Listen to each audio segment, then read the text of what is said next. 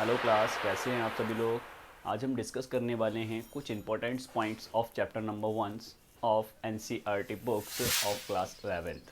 ठीक है, तो क्लास 11th के लिए अब हम जैसे कि हमने पढ़ा था मैक्रोस्कोप, माइक्रोस्कोप वर्ड, ठीक है, फिजिक्स का स्कोप पढ़ा था हमने। अब उसके आगे की क्लास को कंटिन्यू करते हैं हम, ठीक है, और आगे बढ़ते हैं। तो फंडामेंटल फोर्सेस के बारे में बात करेंगे अब हम, ठीक है। ये जो हमारी क्लास है वो है फंडामेंटल फोर्सेस।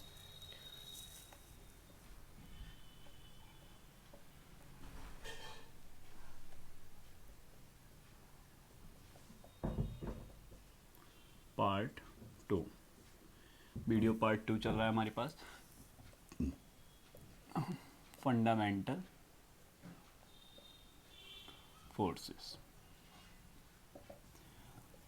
तो क्लास फंडामेंटल फोर्सेस कौन से होंगे उनके बारे में डिस्कस करना है। तो what there are in macroscope world, there are many forces like force of attraction, या फिर अट्रैक्शन नहीं बोलेंगे, मस्कुलर फोर्स, कांटेक्ट फोर्स,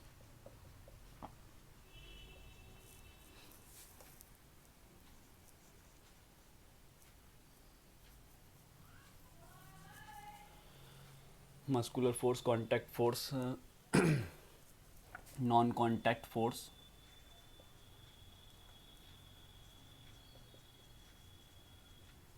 और कौन सा हो सकता है, viscous force,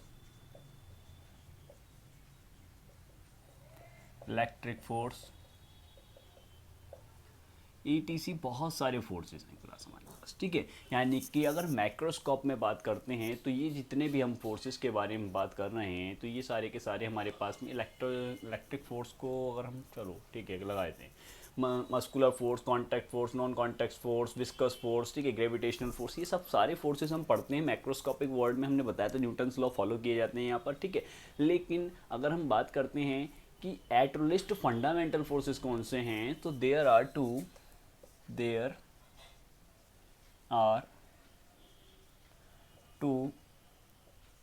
fundamental forces। Fundamental forces जो हैं वो हमारे पास क्लास 2 हैं, वो कौन कौन से हैं। एक तो है हमारे पास में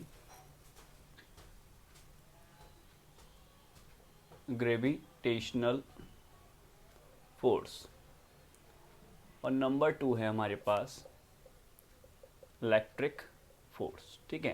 तो ध्यान रखना है आपको कि यहाँ पर फंडामेंटल फोर्सेस जो है वो हमारे पास सिर्फ दो हैं, एक तो ग्रेविटेशनल फोर्स है और एक कौन सा है, इलेक्ट्रिक फोर्स है। तो क्लास ध्यान रखनी है फंडामेंटल फोर्सेस कौन से होते हैं, ठीक है। माइक्रोस्कोपिक वर्ड्स में फंडामेंटल फोर्सेस हमारे पास दो हैं, ग्रेविटेशनल फोर्स और नंबर 2 है electric force.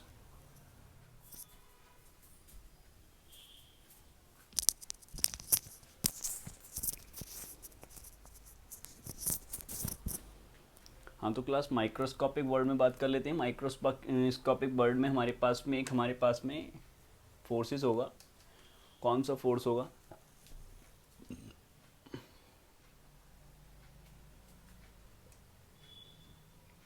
Only a force of nuclear, ठीक है। हमारे पास सिर्फ एक ही फोर्स होगा यहाँ पर, वो भी कौन सा होगा, न्यूक्लियर फोर्स, ठीक है, या फिर न्यूक्लियस फोर्स बोल सकते हैं इसको, न्यूक्लियर फोर्स भी, फोर्स ऑफ न्यूक्लियर। तो न्यूक्लियर फोर्स होगा यहाँ पर। ये भी दो टाइप्स के हैं फंडामेंटल फोर्सेस, कौन कौन से होंगे। नंबर 1 फंडामेंटल फोर्स होगा हमारे पास में वीक